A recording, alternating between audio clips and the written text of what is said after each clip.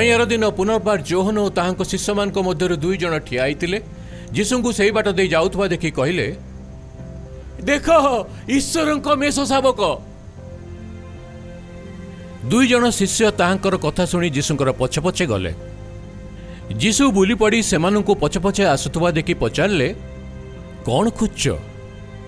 से माने उत्तर देले, रब्बी अर्थात गुरु, आपण केउठारे रुहंती? जीशु सेमानकु कहले, आस आउ देख। सेमाने जाई से केउठारे रहउछंती ता देखिले, आउ सेई दिन सेमाने तांको संगरे रहिले। सेतेबेले संध्या प्राय 4 घंटा हेतिला।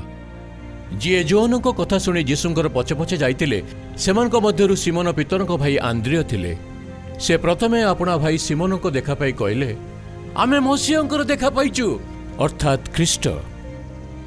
से तांको जीशुंक निकटको आनिले। जीशु तांको चाहि कहले, तुम्बे जोहनक पुत्र सिमोन, तुमे केफा नामरे ख्यात हबो, अर्थात पितर बा पथर। तैयार दिन जीशु गालिली को जीवा इच्छा कले। तांकर साक्षात फिलिपंक सहित हैला। आउ से कहले, मते अनुसरण कर। फिलिप आंद्रिय पितरंक परी बेतसाइदा सहरर लोक थिले। फिलिप निथुनियलकर देखा पाई कहले, मूसा और भाववादी माने व्यवस्था रे जहाँ लिखि अछंती आमने तांकर देखा पाइचु। से नाजरीतीय निवासी जोसेफ को पुत्र जीशु अटंती। निथुनियल तांको उत्तर देले, नाजरीतीय कौन भल विषय उत्पन्न हो पारे? फिलिप कहले, आस आ निजे देख। जीशु निथुनियल को अपना निकट को आसुथबा देखि कहले, देख प्रकृत रे ये जड़े इस्राएलीय लोक, यांठारे कौन सी छलना नाई। निथुनियल ताहांको पचारले, आपण मते केमिति जानिले? जीशु तांको उत्तर देले, फिलिप तुमको डाकिबा पूर्वरु तुमे डिम्बिरी गछ तळे थिलो, मु तुमको देखिली।